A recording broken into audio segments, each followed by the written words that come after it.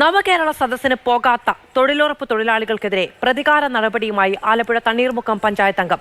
തൊഴിൽ അനുവദിക്കാതെ ആണ് പ്രതികാര നടപടി. തണ്ണീർമുക്കം പഞ്ചായത്ത് 23-ാം വാർഡിലാണ് വിചിത്രമായ സംഭവം. പഞ്ചായത്ത് അംഗം ഷൈമോൾ കലേഷിന്റെ വീടിന് മുന്നിൽ തൊഴിലാളികൾ പ്രതിഷേധിച്ചു.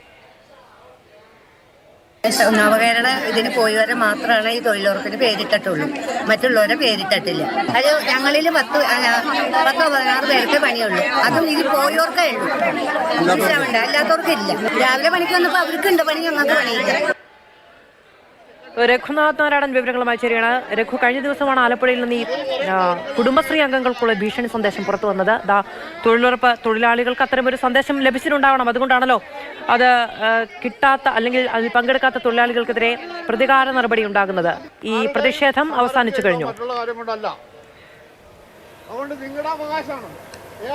പ്രതിഷേധം അവസാനിച്ച് കഴിഞ്ഞു മാധു. എന്ന് മാത്രവുമല്ല, മാധു പറഞ്ഞു വന്നത് പ്രകാരമാണെങ്കിൽ CPM അല്ലെങ്കിൽ LDF അവരുടെ മുഴുവൻ സംഘടനാ സംവിധാനവും ഉപയോഗിച്ചുകൊണ്ട് പരമാവധി ആളുകളെ ഈ നവകേരള സദസ്സിൽ പങ്കെടുപ്പിക്കാൻ വേണ്ടിയുള്ള ശ്രമം നടത്തിയിരുന്നതിൽ ഭൂരിഭാഗം അല്ലെങ്കിൽ അതിനൊരു പൂർണ്ണാർത്ഥത്തിൽ CPM മുന്നണിയും വിജയം കാണുകയും ചെയ്തു. ചില ആളുകൾ എന്നിട്ട് പോലും ഇത്തരത്തിലൊരു ഭീഷണി ഉണ്ടായിട്ട് പോലും നവകേരള സദസ്സിൽ പങ്കെടുക്കാൻ വേണ്ടി പോയില്ല. ഈ ചേർത്തല തണ്ണീർമുക്കത്തെ ആളുകളാണെങ്കിൽ അവരിൽ ഭൂരിഭാഗം ആളുകളും ഇടതുമുന്നണിയുടെ പ്രവർത്തകരാണ്. CPM-ഓ CPI-യുടെയോ പരിപാടികളിൽ സജീവമായി പങ്കെടുക്കുന്ന ആളുകളാണ്. ഇവരൊക്കെ പറയുന്നത് ഇവരുടെ ചില വ്യക്തിപരമായ കാരണങ്ങളാലാണ് നവകേരള സദസ്സിൽ പങ്കെടുക്കാൻ പോകാതിരുന്നത്. ഇന്ന് രാവിലെ തൊഴിലുറപ്പ് തൊഴിലിനെത്തിയപ്പോൾ ഭൂരിഭാഗം ആളുകൾക്കും ജോലിയില്ല. എന്നാൽ നവകേരള സദസ്സിന് പോയവർക്കും അല്ലെങ്കിൽ അവരുടെ വീട്ടിൽ ആരെങ്കിലും പോയതുണ്ടോ അവർക്കെല്ലാം തന്നെ ജോലി നൽകുകയും ചെയ്തു. ഇതാണ് വലിയ പ്രതിഷേധത്തിന് വഴിവെച്ചത്.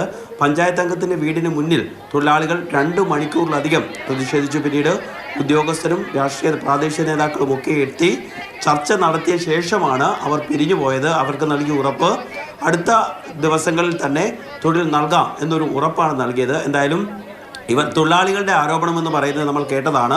നവകേരള സദസ്സിന് പങ്കെടുക്കാത്തത് കൊണ്ടാണ് ഇത്തരത്തിൽ പ്രതികാര നടപടി ഉണ്ടായിരിക്കുന്നത് എന്നുള്ളതാണ്. CPI-യോ അല്ലെങ്കിൽ അവിടുത്തെ പ്രാദേശിക ഘടകമോ മറ്റ് LDF-ലെ മറ്റ് കക്ഷികളോ ഈ വിഷയത്തിൽ ഇതുവരെ ഔദ്യോഗികമായി പ്രതികരിച്ചിട്ടില്ല.